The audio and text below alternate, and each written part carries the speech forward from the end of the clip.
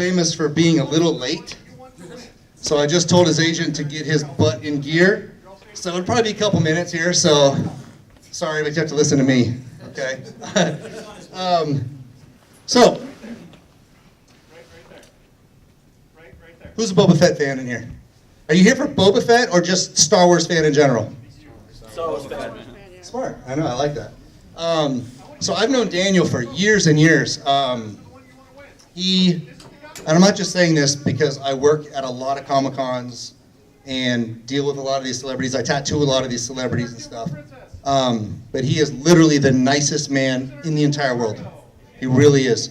I've never seen any actor give back so much to his fans and spend so much time with his fans, and it's not fake. Like, he legitimately loves being Boba Fett, which is cool, you know, because a lot of actors are like, oh my God, if I got to talk about Darth Vader one more time, I'm gonna crap myself, you know? But he's like, he's spending like $5,000 right now on building a legitimate Boba Fett costume, okay, so he can start wearing it to Comic-Cons.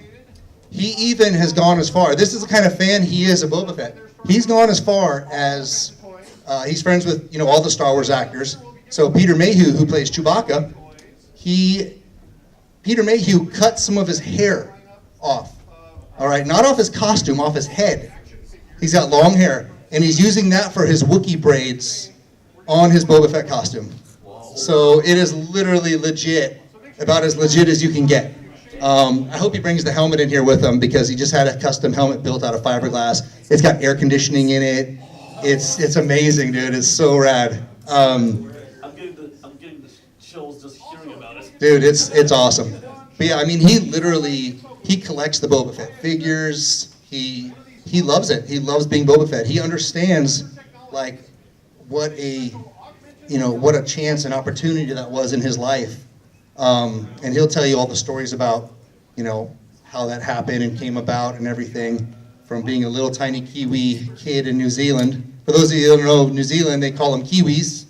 It's not a racist thing or anything. It's like an endearment thing. So if you hear me saying, you damn Kiwi, you know, I'm not sitting here being mean to him.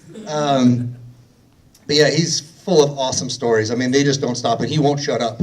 So we'll try and get in as many questions from you guys after I introduce him, okay? So think of your questions, and I might get up and walk around and give you the mic, and if we can't hear you, and think of what you want to ask him. And it can be about Star Wars, it could be about Boba Fett, it could be about other actors, it could be about what it was like growing up a child star. You know, it's always interesting. You always hear about these child stars have gone bad, and there he is, Daniel Logan!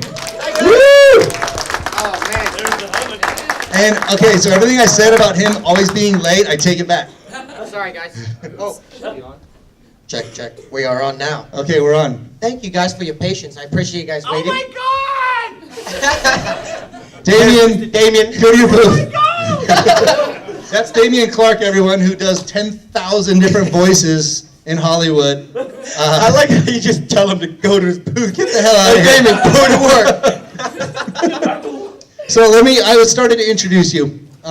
So let me just finish real fast because I know you don't want to hear my ass. You want to hear Daniel. We love you too, man. He's a dear, dear friend of mine. I actually had a TV show on A&E called Epic Inc. It was like a tattoo geeky reality show, and Daniel saw it. Every episode. Yeah, and he kind of became a fan of our cast, as of course we were a fan of his because he's, you know, Boba Fett. Not because of Daniel Logan. Because of Boba Fett. Well, I do love Kiwis. I was telling him about the Kiwi thing. But yeah, and we met at a Star Wars celebration, and he actually tattooed one of my cast members. His first tattoo ever, he did a Boba Fett Bantha Skull tattoo on one of our guys, which was really cool. So I'll be tattooing this weekend, ladies and gentlemen. I've got a couple of availabilities this week, so. So yeah, and I love this guy dearly. He's one of my best friends in the world. This guy will, anytime I need anything, he will come to bat for me and help me out. Sneak me into Comic-Con, San Diego, you know, all that kind of stuff. So without further ado, I love you, bro, and the floor is yours. Tell these guys, first, why don't we start, tell them how you got the role of Boba Fett. Who wants to hear how we got the role of Boba Fett? Okay, here we go. It's actually really, really funny. So when I got the role, I actually had never heard of Star Wars. I grew up in New Zealand where the TV would actually get shut off at like 11:30, and this circle with different colors would come on the TV after a Kiwi word, and it would be like, "Good night, New Zealand," and the whole TV would go over. So Star Wars never came on the 3 TV channels that we had at my house, so I'd never gotten a chance to ever hear of Star Wars. When my agent called me, she was so excited. I mean, I think the call went something like this, like, "Oh my God, oh my God, oh, I got you, oh my God, Dad, I got you, this is your audition." I'm like, "What?" Because I had been auditioning quite a while. Thanks, Chris. I got you. Thank you. Got you. I got into acting actually through rugby. I was one of the best rugby players for my age and my size in my team, in my club. So my coach put my name down for these auditions for a milk commercial. That's how I got started into acting. So I started doing all these auditions, and 9 times out of 10, I actually somehow got the role. So I ended up getting an agent. So my agent was the one who then ended up getting me the audition for Star Wars. Only 2 kids were allowed to be put down from every agency in New Zealand. I think there was only 4. So it was 1 of 8, but auditioned out of 1 of 4 or 5,000 kids for Boba Fett. But meanwhile, they never told us that Boba Fett was coming back, so they never let me have any script or tell me what my role was going to be. They just pulled me into a hotel room, asked me who I was, a little bit about me, and then I started lying. Well, they asked if I had any special talents, and as a 13-year-old kid, you're like, "Of course I've got special talents. Which special talent do you want to see?" You know? So I had just seen episode 1 on VHS, and I'd seen Darth Maul, so I thought I was going to become a Jedi. So I'm like, "Oh man, like, I can do the Taya, huh?" And this lady's like, "Taya, huh?" Like American woman, right? Like, "What the hell is a Taya, huh?" You know, like, this sounds very native to me. So I'm like, "Yeah, it's a stick. We used to do war dances with my Modi tribe, and they used to fight one-on-one combat." Well, no one did, right? She's like, "This crazy kid." She's like, "Well, knowing that this was a 5-star hotel, they didn't have a stick or a broom anywhere near the room. I asked if she had a broom so I could show her the Taiaha." This is when I first found out what Star Wars was. She says, "No, Daniel, this is Star Wars. Just pretend like you have one in your hand." So I'm running around this room like I'm the Star Wars kid of YouTube. I swear, it was something like this. She was like, "I love this kid. This is perfect." George must have seen it, and I don't know how I got the role. Jeremy Bullock, who's the original Boba Fett, he says, "Daniel, with all those audition tapes George Lucas had to watch, he probably got to a point where he needed to go to the restroom or eat. And at that point, he just freezed on whoever he was watching, and it was just your big face that was on his screen." And he says, when he come back, you could tell that he was probably over watching all these audition tapes. Then he said, "You know what? Forget it. Just call this kid. He will do." He doesn't give himself enough credit. I mean, could you imagine this kid running around with a pretend lightsaber? I mean, that's probably exactly what they wanted, that kind of energy. And if anyone knows Daniel, he is very high energy. It was funny because when I actually got told I would be playing Boba Fett, I asked the guys, "Well, what kind of Jedi is he?" Right? Like, no, kid, you're gonna have to do some research. So they sat me down and I watched the 3 original films in the studio, and I'm like, "Well, where's this Boba Fett guy?" You know, first one doesn't show up. I'm like, oh, he must have a big role. Then this next episode, it's like, boom, boom, boom, boom, he's gone. It's like, okay, and then the third, he's like, "Oh!" You know, you're like, "Well, Sarlacc's pit. He's yeah, done. you're like, where was this character?" So I figured I was not going to be very much a part of Star Wars as I was. But it's just crazy to see the 2 relationships between me and Jango Fett, the characters, right? When I met him for the first time, he said, "You're going to be playing my son, I'm going to be playing your dad. You call me dad, I'll call you son." And I'm like, "Okay, dad." He's like, "Okay, son." Meanwhile, I wanted a dad all my life. So I'm like, "Yes, thank you, Star Wars. You gave me a father." You know? So he's the greatest guy. I love him. So we automatically had that connection.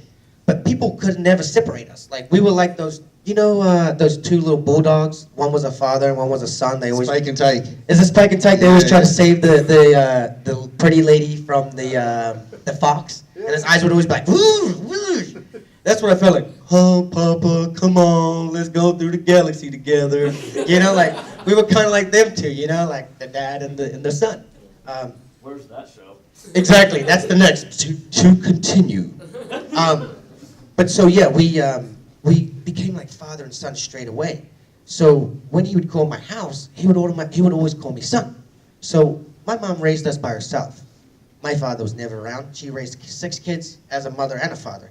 So my other brothers and sisters kind of formed a grudge or resentment, I guess, against my biological father, which I can understand. But then when my new father calls, he'd be like, "Is my son there?" They would think, "Oh, you've now finally called him because your son's got a career and you think he's got money," so they'll hang up the phone on my Django fan. But he's, meanwhile, a huge actor in my country. You know, he was actually the biggest actor at the time. So he would actually call back and be like, "No, this is a Star Wars father." And they're like, oh my God, Daniel! You know, like, Tamara Morrison's on the phone. So and then it was all excitement. I got a funny story about him, actually. So he used to use me as much as I used to use him. Not in the kind of way you see on the tabloids nowadays. Not that type of way. So I got a star, like when you walk into the studio and you see on movie sets that you see a star on the front of Hollywood actors' doors, right? Well, I finally got a star with Daniel Logan on it. I'm like, I've made the big time. I remember I was like all of 4 foot, could barely reach the door. And I walk in and I'm like, oh, I've got a 2-seater couch. That's awesome. I've got a big table. Don't know what for. And I've got a clothes rack. I've made the big time. I meet Django Fett. He takes me to his room. He's got 2 rooms. One of his rooms is just to hang out. Lazy boy couches, lazy boy chairs, a refrigerator, flat screen TV. Like, that's making it. Like, I don't know where my agent and his agent went wrong, or my agent went wrong, but he got the better slice of the cake than I got, So I figured, I'm going to use him to hang out in his room and watch some TV, drink a soda whenever I like, because somehow they just always became, the force is not strong with me today. They just always replenished his drinks. So I figured, well, some magical god's just replenishing his soda. I'll just keep drinking it. But at the same time, he was using me because his lazy boy couch, the armor was so heavy that when he sunk into it, it was hard for him to get out because he had armor everywhere. So he'd be like, right? So he'd be like, boy, get over here. So I'd have to come over, grab his 2 arms, and pull him out like a baby. I'm like, come on, we're going. Ooh. And then me and him would be off to the studio and the set, wherever we had to go. Well, on one of the last days of filming, I got the realization that he's actually getting more out of this relationship than I'm getting. I mean, the soda I could get on set if I just, walked a couple extra feet that way. So I left him in his room. Well, he was getting cold because when it comes to movie acting, you can either be a polite actor and you go and stand in when you're not meant to be on set. Like, say, when I'm doing my eyeliner and I'm talking to you right now, like, you're actually really there. But then when, say, it's my turn to act, and I stood there for you the whole time, some actors, they just walk away. They're like, all right, I'm going to my room. Get someone else to stand there. So now you're looking at a whole completely different person. That person's not acting against you, so you're not able to, like, keep that acting characters. So I would go and stand in for myself. Like, no, if you need me, just call me and I'll be there. So I went on set. Well, they started calling Django Fett. Like, they had these, like in the convention, speakers all over the place. So they were calling him for about 20 minutes. And after 20 minutes, I figured I'd let him know where he was. And he was in his room struggling the whole time, like, I'm gonna kill that boy. Like, he was mad. And he got to say, like, where were you, boy? Well, I've been standing here doing the eyeline the whole time. He's like, you knew who I was? I was like, oh, you in your room?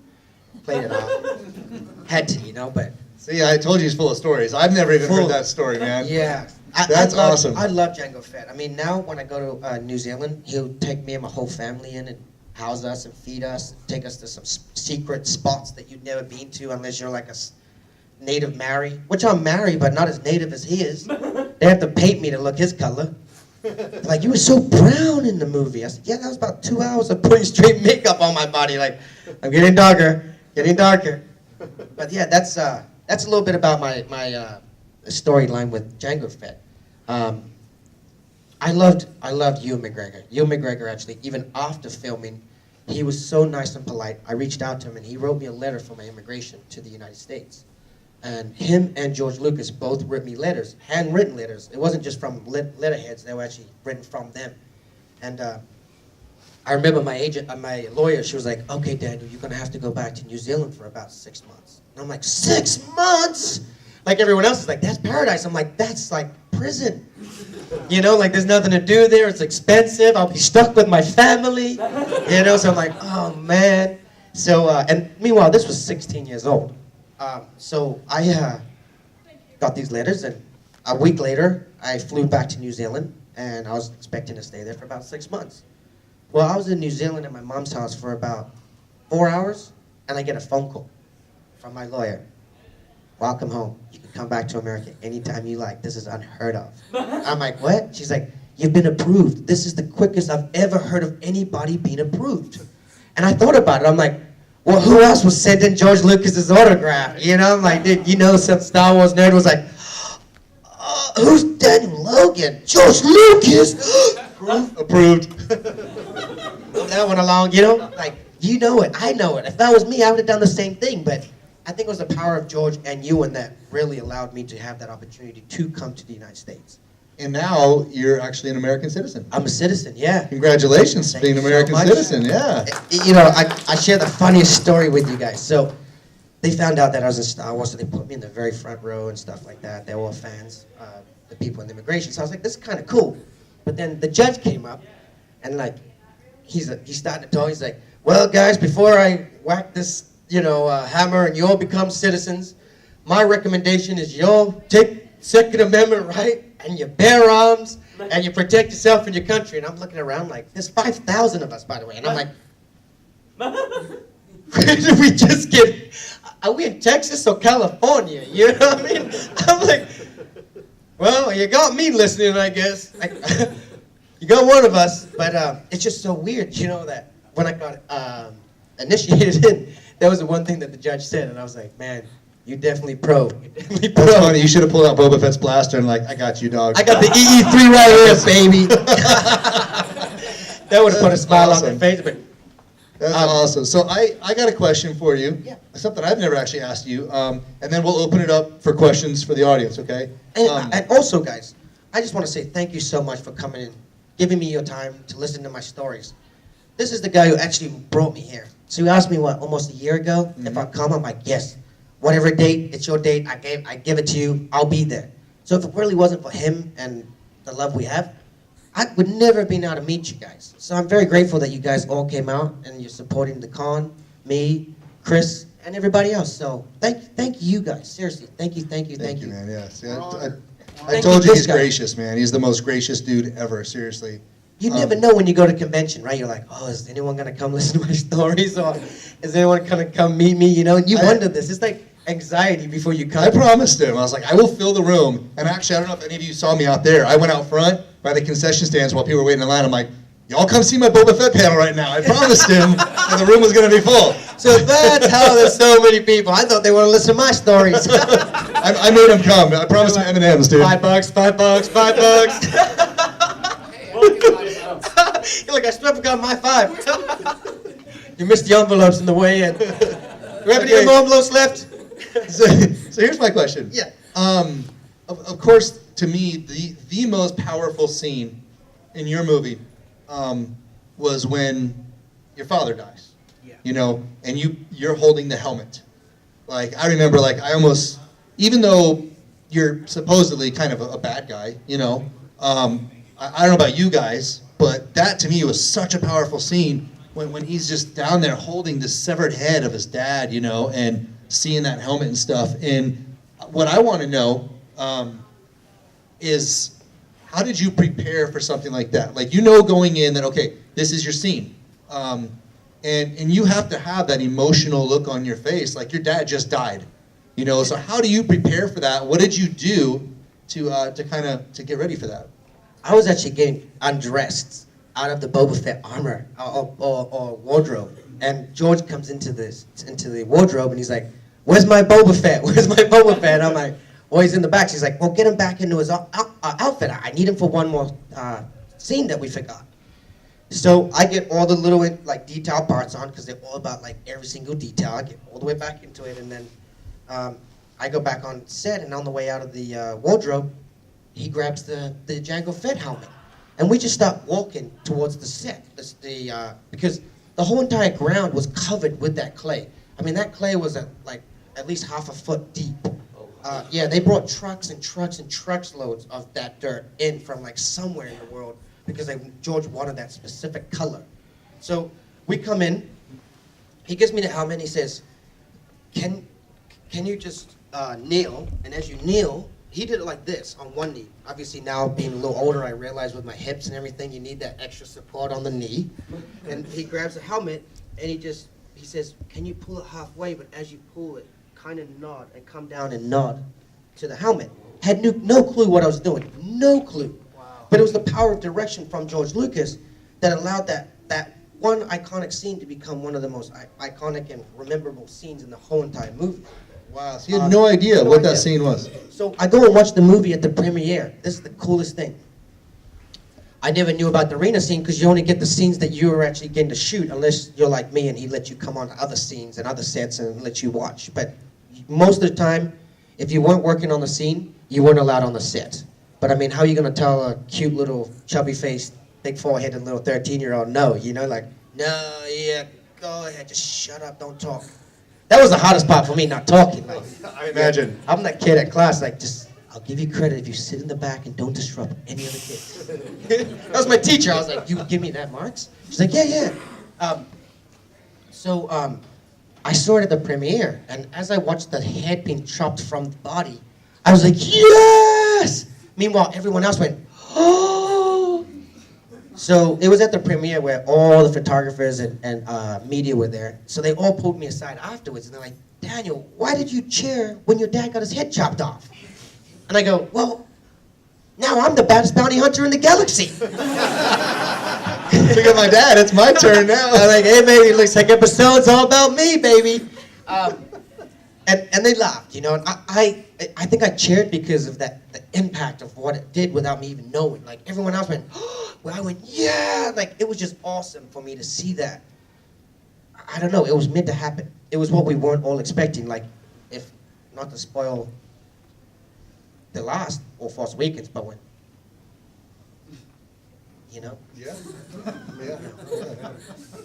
I hear you. No spoilers. That's awesome. I had no idea. Like, all in the power of like George Lucas, just telling him how to act, how to position. I mean, that's some powerful stuff. That's pretty cool. And like, I've gotten all my life like, oh, I heard George is a terrible director. I heard like this. I'm like, actually, no. Those people are probably telling you are just terrible actors.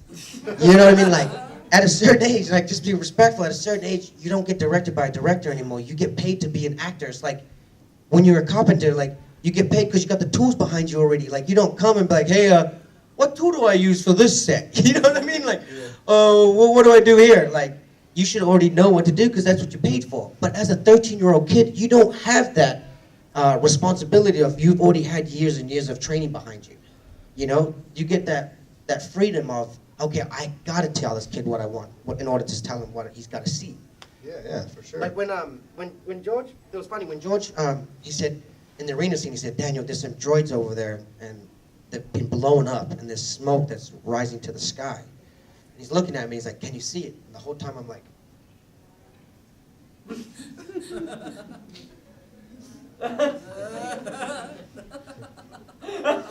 and he's like, dude, this is the craziest little kid ever. You know, he loved me. George was awesome to me. You know, like that's one of the things I'll forever be able to like say. And still after the movie, he still took care of me. The way I got into Clone Wars was I thought that I had gone around enough conventions with Dave Filoni, just following him like a bounty hunter and paying for all of his meals. Like if I saw my dinner, I'd be like, hey, I got that, and send the bill to me. And I'm a struggling actor, you know, and I'm like, hey, I got that bill. Ooh, how much? I got it. Please, God, please. You know, so then they called me for the Clone Wars. I called Dave, and I'm like, dude, I didn't think bribing you and buying you all those meals would actually really got me a job. And he's like, what are you talking about? I'm like, dude, you gave me a job because I bought you dinner and lunch and stuff, right? And he's like, no, dude, George Lucas was the one who gave you your job. I'm like, it's like God called you back to heaven. So I was like, I felt light. I'm like, I'm coming home, you know? And I'm like, what? He goes, yeah, we were in the storyboard room. We didn't know where to take the Clone Wars. We didn't know where to go with this story arc because they were kind of like that storytelling phase where people were like, right? And then George Lucas opened the door and said, I want Boba Fett in the Clone Wars, call Daniel Logan. That's amazing. Oh, dude. That's awesome. It's funny because I pray to two gods. I pray to the God and then my other God, George Lucas. And my prayers usually go like, please God, let George We've all Lucas prayed to him be-" at times, Exactly, right? He's become my God, I tell you. I pray to him more and more every day. Like, please let your partner, Mr. Mickey Mouse, think of me for the next movie. Please. He's doing a good job. That actually brings me, that was my next question, and I'm going to turn it over. Sorry, I had one more question about the Clone Wars, actually. What is it like to be a voice actor as opposed to, bouncing off of, like you said, stand-ins and other actors? How is it to get that energy up when you don't really know what's going on? What is that like, man? Well, the cool thing about Star Wars is that when you go in, they actually have photos of the characters that we're going to be playing or what our character looked like that day. And then what they also have is they bring in all the rest of the cast. So you'll be one character, I'm me, there's a couple other people, and we're all in a row. So as we're saying the script, it's like, you say your line, he says his line, I say my line, you say your line. And you just go down the line. So you're actually feeding off the other actors, which you really haven't got in other voiceover or cartoon work. But with the Clone Wars, it was so hard for me because I move. I express myself, or hey, that's, I take you along with the journey with my body expressions, where you cannot do that when you're on a cartoon or a voiceover. Because if you move this way or that way, you're losing the voice every single time you move, right? So you have to stay in that character on that mic the whole entire time. But you also got to make someone realize or believe you're actually in that scene, in that time and place. Where with your body, you have the freedom to use your body to take those places, people those places. In a cartoon, all you have is a voice, and you have to be as still as possible, and you have to make that voice sound so powerful that he's really there, and he's really going to kill people, and you're really going to do something, and it's saying, So I found it very hard because I can't stay still. Yeah, that's a unique way. Like, you don't even think about that, No. And then I had to come up with different voices for all the other clones. And they all had to have an individual voice. So that was so hard also to create voices when you're so uncomfortable around a whole bunch of comfortable people. Yeah. Because they've both been working on Clone Wars for years before me. And I come in, greenhorn, fresh, nervous as hell. But you know what? Some of the guys actually really did take me under their wings. And D. Bradley Baker, he actually... he stayed on FaceTime with me for 3 hours, just going over a couple of the scripts so that we can make them more powerful. That's cool, man. That's really cool. Yeah. Okay, you ready to take a couple questions? Of course, yeah. Who has questions for Mr. Daniel Logan here? I think growing up and then always changing my facial, this is from November. I don't usually have a mustache like this. Porn stash, he doesn't usually have it. Yeah, I get the weirdest looks, I swear. I keep getting like, what the? And then I'll look in the mirror and be like, oh, I still have the mustache. Oh, no. But so I was adopted when I came to the United States. And George actually adopted 4 of his kids. So he's, very avid. He loves kids. He also is a big person, supporter behind adoption. So when we go to like the Lucasfilm and Lucas Ranch and stuff like that, or to the premiere or wherever I see him, like he always does this. I swear. This will be my dad. I'll be sitting right next to him, and he'll be like, shake his hand, and then he just carries on. I'm like, buddy, I was in your movie. Hello, Mr. Lucas. But always my pops. Like he's got this face of something that he just. Or like we're at Disney World doing the opening of the new Star Wars tours ride, and like he just like points his lightsaber down at my pops. I'm like, what is your fascination with him? Be fascinated with me. I need another job. Please, Mr. Lucas, I've been praying to you. I just see him in life. But yeah, so, and then, like I said, he still helped me with my immigration. Even with the Clone Wars, he still thought about me by name. So I love the man. I'm so, so grateful to what he's given me and my family and our lives. That's fantastic. Who's next? Oh, me? Yeah. Okay, I was just going to ask how it was to work with George Lucas, but that kind of answered it. But I didn't realize the power of who this man was until I went to my first celebration. It was just working with like kind of a man that looked like he didn't really ever change his clothes very much. Like same old like light blue jeans and plaid shirt, just different colors, and his shoes were like they were white. I forgot now. But it looked like the most comfiest shoes, but he'd had them for like 10 years. You know what I mean? Like, that's just who he was. He wasn't about like coming in with a suit or, being fancy. Like, he wanted to be comfortable and he wanted to get his job done. All right, yeah. But when it came to like afterwards, I didn't realize what opportunity I had while standing in his presence, or what I could have asked just a little more and got a little more detail or information about this character, Boba Fett, that he was part of the people to create. So, being so young, I didn't realize where the career of the future of this character would have gone. And I had all that information like a atlas right in front of me, and I didn't take advantage of those questions I could have asked.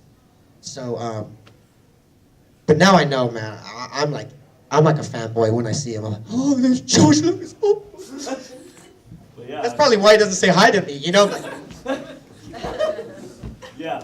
I bet you have that hidden little shrine to George Lucas in your closet. Oh, I have the shrine, yeah. I go in there every night and pray to it, and then I come out. Got my, yeah. Have your agents reached out to Disney with rumor of the Boba Fett movie that's going to be? I had an agency, man, and in Hollywood, you get eaten up. Like, especially if you're a small fish and you're not really working at a career. See, my family, they kind of struggle in New Zealand. And, this world has actually helped not only me, because I got jobs as well, but this convention world is so wonderful to not only help me, but my family too. So I ended up realizing that this world became more of my life than actually started to act again. And then I got stuck to it. I'm like, oh man, like, I love conventions. But it was taking me so far away from acting that I realized, oh, I'm becoming an autograph signer instead of an actor, which I came to America to be. And like with the rumors about the new Boba Fett film, I just started working on films again, but it's like, is it too late to show them that I still can act? Like, it's not that I haven't been acting. I've been acting every week in classes, on a stage in front of my school, but just not on a set where I'm getting paid or it's going live or feeding to a whole bunch of broadcasts. Which I figured, it'd be good to always keep honing my skills and learning more about acting, but I never ever projected what I'm doing. I just kept quiet about it. But with Instagram and social media now, you can show everybody what you're capable of or what your life is about. So I pray that Boba Fett film at least lets me audition for it, because... We do too. We're going to start a petition for you. Yeah, I know, because right? you got to have it. He actually, and for those of you that came to Yukon a couple years ago when my friend Jason David Frank was here, the Green Power Ranger, Daniel just filmed a movie with JDF in Indonesia? Philippines. Philippines. Yeah. So he will be coming back in some new stuff with some cool people, and we're excited to see that. It's fun to follow. I don't know if you guys follow him on Instagram. You should now, because he was posting all kinds of cool pictures, him and JDF screwing around and doing karate and just all kinds of awesome stuff. So, yeah. Ray Park says I'm looking more like Jabba the Hutt's tail. So it's a little harder to like start doing my kicks and stuff now, but JDF got one good shot of me like, I'm like, you got the one? Okay, that's it. Dude, you're good. I'm like, I see JDF and Ray Park go at it. It was funny. Ray Park's Darth Maul, and he's, for those of you who don't know him, he's awesome at all that stuff. Yeah, and so is JDF. That'd be kind of cool. And you're friends with Ray Park, right? Like, he's like real my close brother, dude. Like his kids call me Uncle Daniel. Like I'm the only one who babysits his kids. I'm like, he's like, I'll be right back at 12, bro. I'm like, all right, cool. 3 o'clock in the morning, I'm like, oh, looks like you're very comfortable with people looking after your kids now. Me and my wife are like, when's this guy coming home? Remember he's got kids? Damn Darth Maul. Yeah. I'm like, he's gonna put the Sith on us. My little man whose birthday it is. Should we sing happy birthday? What's your name? Logan? What a cool name! All right, guys, it's Logan's birthday today, so we have to sing happy birthday to Logan, okay? All right, here we go. Happy birthday to you. Happy birthday to you. Happy birthday, dear Logan. Happy birthday to you. I love this kid, so they got cut off because I talk too much to people in my line. I just love talking to everybody, right? So like, I didn't realize I forgot I had to come here. So as he's coming up, my guy who's helping manage me, he's actually my best friend. He's like, line's cut, sorry, we're gonna go. And I'm like, oh. And he's like, it's my birthday. I'm like, oh. I'm like, oh man. I think he's okay now because Boba Fett just sang him happy birthday. So you can't really top that. You know what? Last year he didn't have the beard. It's only this year that he started growing his beard. Okay. What was your question, Logan, real quick? You just wanted me to sing happy birthday to you?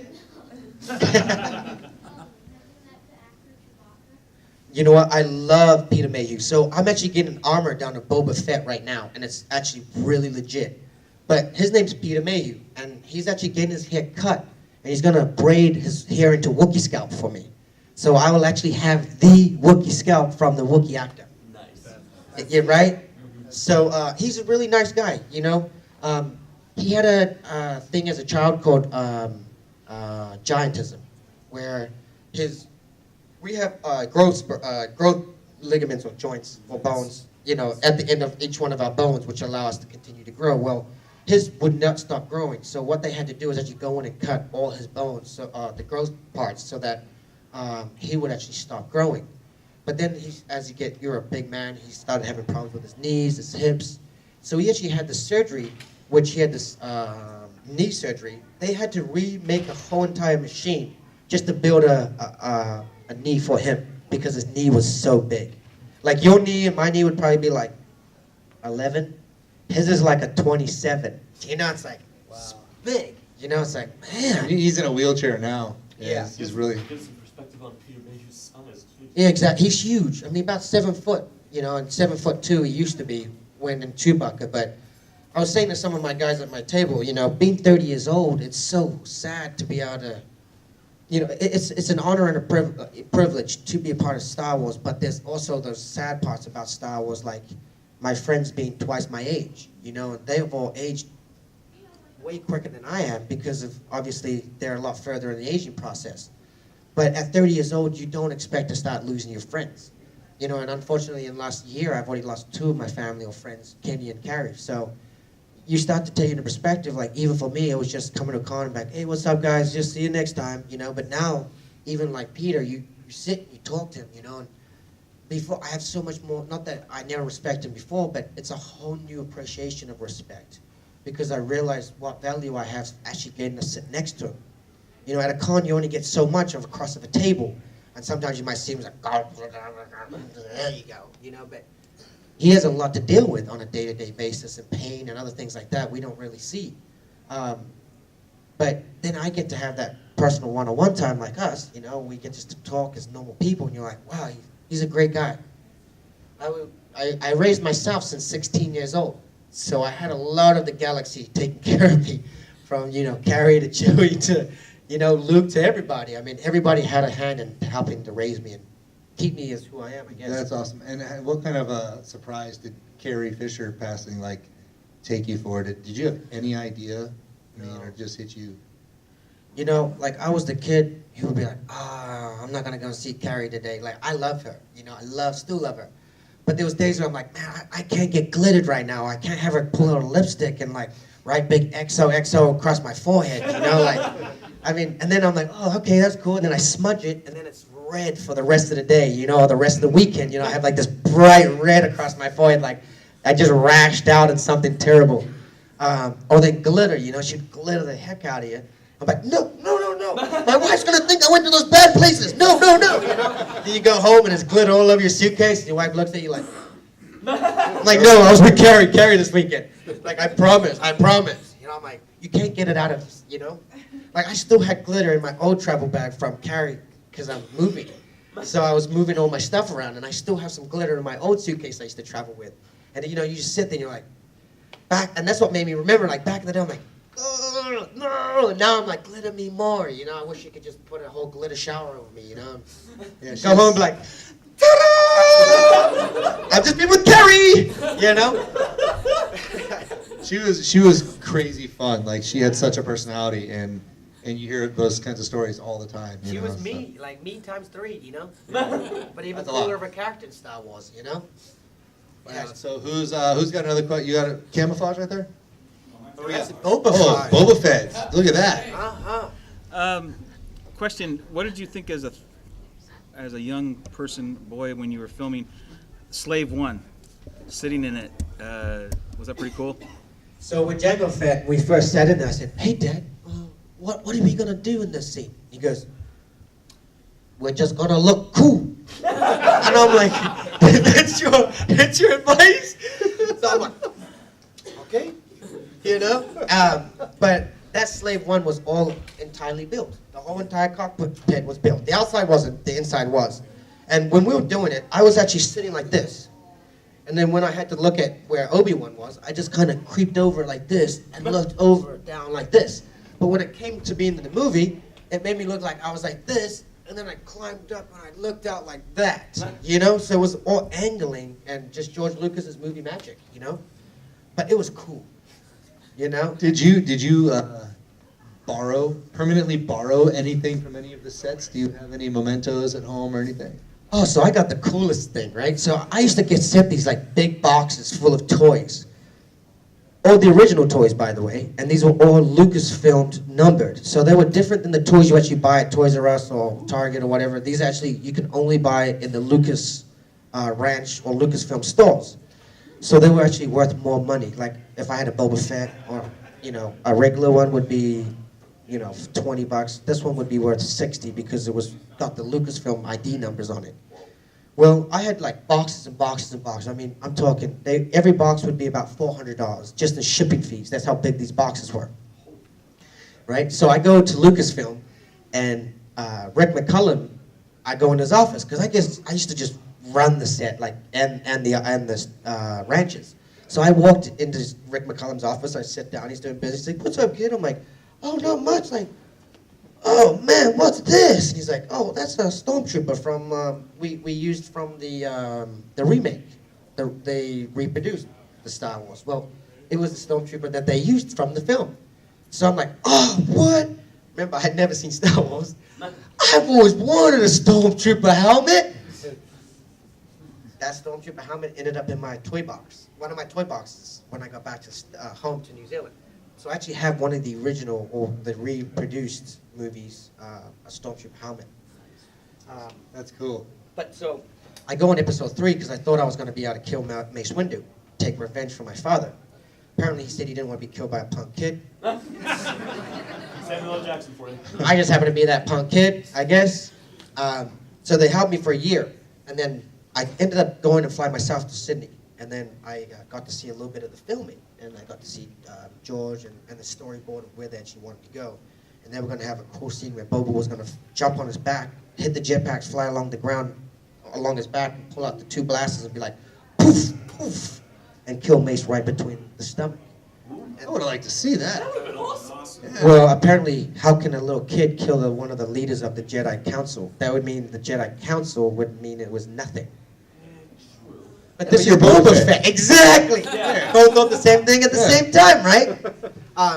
So I always got the short end of the stick. They were like, "Yeah, you're gonna be." No, sorry, kid. Like, "Oh yeah, we just did 7 more episodes of Clone Wars. We're not releasing them." I'm like, Really? So there's 7 episodes of Clone Wars Yeah. out there that, wow, that's awesome. yeah, 6 or 7 that they haven't released yet of me just doing some cool killing and bounty. Okay, I have a question for Dustin here in our audience. So this is Dustin. He is the top vintage Star Wars dealer, probably in the country, at least. 3-hour, 4-hour movies. I'm like, you know, I'm waiting for this one character, Boba Fett, just to appear. Hopefully he would appear. Yeah, I had to watch all of them. And then that's when I watched episode 1 right before I went into the audition. And then I watched 4, 5, and 6 when I actually got on set.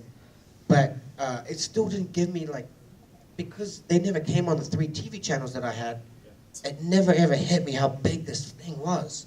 Until I went to my first celebration, and then I had 8 bodyguards and 10,000 people in my audience wanting to listen about my stories. I was like, it was pretty impressive, yeah. And that's when I realized what the power of this franchise was about. I'm the biggest fan now. Like, me and my friends, all we do is talk Star Wars. It's so weird. I'm like the other day, I'm like, "Oh, what are we gonna build me next?" I was like, "Oh, it'd be cool to be a stormtrooper, dude." My buddy's like, "You can't be a stormtrooper." I'm like, "What do you mean?" He's like, "Well, technically, stormtroopers are different kids that they found in the galaxy and different parts of the galaxy that they end up training to become stormtroopers. And you're not a stormtrooper. You're actually a clone trooper. You could be Commander Cody, you could be Jango Fett, Boba Fett, but you can't be a stormtrooper." I'm like,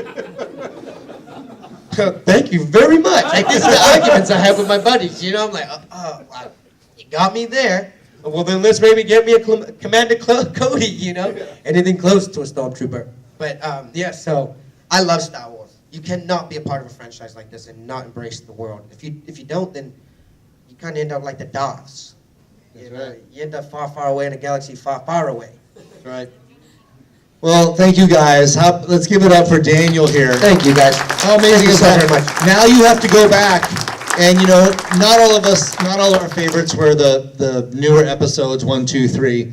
Now that you know Daniel, and you've heard these stories of when he's kneeling with Django's helmet, and when he's in the cockpit and stuff, now go back and watch that movie. I got goosebumps, dude. Like, seriously, when I go back and watch it after knowing you, every time I see it now, it's like, oh my God, now I know what's behind that story and how Daniel felt doing it and the backstory. And that whole Star Wars movie will have an entire new meaning for you now. It's really cool because it's personal now, you know? So, also, one real quick thing before you go. So when the helmet gets cut from the head, if you slow-mo down, or even if you don't, if you got quick eyes like me, you can see the head separating from the helmet. So the head actually comes out of the helmet.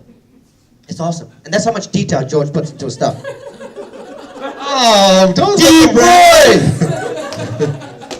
Ladies and gentlemen, this is Mr. Deep another Roy. Star Wars actor right here. Come on in, Deep. Join us. So we're going to continue for another hour now that you've talked. You're like, no, shut up, Daniel. It's your time to go. His jaw must be tired, yo. Yeah, He's just. drinking here It's for like a an hour. marathon. I've been working it out for I years now. know, exactly. You know, so. So Deep, I got a question for you. And I'll shut you up. There you go. You look good now. You look better now. So Right here. for those of you that know, Deep here played Yoda, There you go. Droopy McCool from Jabba's Palace. Yes. I mean, amongst 1,000 other Star Trek, Never-Ending Story, Doctor Who, you know, so we've got a legend. We've got another Star Wars legend right here with us. So thank you for joining us, buddy. Thank you. I was just walking. I saw him talking. That got him up there. You shut him up, and I thank you for that. We all thank you. We have a con to get to. We do shopping, so. Actually, ow, my head's getting a little too big. You guys made me feel too good today. Actually, me and Deep were talking last night, and he said how wonderful you guys were last year, and how wonderful he had a time he had that he came back again this year on such short notice. It was like what, a day notice, and he flew out here to come be a part of the con with us. How about that? That's Thank how you, much he Deep. loved you guys. There you go. We appreciate that. And Have you guys got any questions for Deep real quick? yeah, let's take. We got a question for Deep.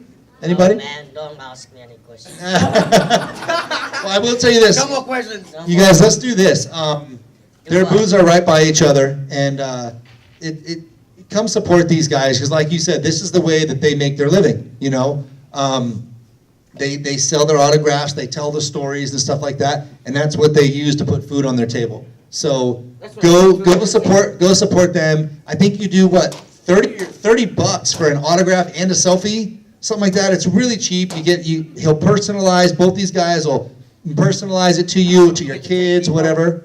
And then what we're gonna do later is we're gonna get a dual photo op with both Star Wars legends in front of the big Jabba the Hutt. Nice. What about what's your other buddy's name? I can't forget his name. He was in Star Wars also. Oh, you don't even know your buddy you rode over in the van with? You don't even remember the ride over, do you? Yeah. He's been drinking a little bit too much of that No, blue no, milk. no, no, no. It's okay. That bastard drink. You mean, what's his name? Me too.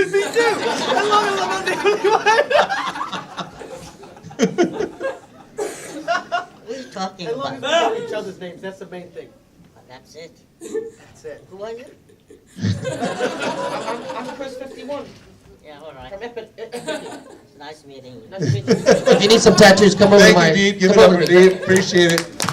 Love you, Deep. All right, guys. So thanks again for joining us. Also, And- let's tell them about the tattoos. If you want to get a tattoo here at Oregon Comic Con or Eugene Oregon Comic Con, I've been putting it on my Instagram for the last week. It's the first thing that pops up. I put an E and then your Comic Con pops up. Yeah, you guys can get tattooed while you're here. So if you want, you can put like a little Boba Fett right here. Oh, For all you no. men, for all you men, I know, you know. No, but you can. What you can do is what we do a lot is Daniel can sign your body with a Sharpie, and then you can come get it tattooed. We actually do that a lot. Right here. Right there. Tramp stamp. It's not called that anymore. Oh, I'm a tattoo artist. I'm allowed to call whatever I Oh, want. okay, sorry. It still is. It still is. I thought it was called like a. It is now But canon. no, you guys come see us all. It is now canon that Boba Fett likes tramp stamps. You're in trouble now. I gotta get a cover up. I gotta go see Katie for a cover up. That was one of those ones like, what was I thinking last night? Could you imagine if I went home with like a big one across my back? Your wife won't. I've been trying to tattoo him for years. His wife won't allow it. Oh, she's crazy. Trust me, she's the best bounty hunter in the galaxy. She always collects her bounty. Well, if you get a tattoo, I might take it home with me, you know? She's gonna search my body like, you know, when you go through the metal detectors, you know? She'll be like, where is it, where is it? And I I'm knew like, you were I hanging don't out with know. those Epic Ink guys. Where's the tattoo? I get in the shower, she always gets it after me, so I get in the shower, I'm like, she's like, what the is that? Can you imagine that? She searched everywhere like, nope, okay, no tattoos. Thank you. No, I won't do it because I want her to let you come back here. Exactly. You know what I mean? See how scared we are? You're not going back to Oregon. Those guys tattoo you and stuff. No way. Look what you came back with last time. You think I'm gonna let you go again? Exactly. You can imagine him, right?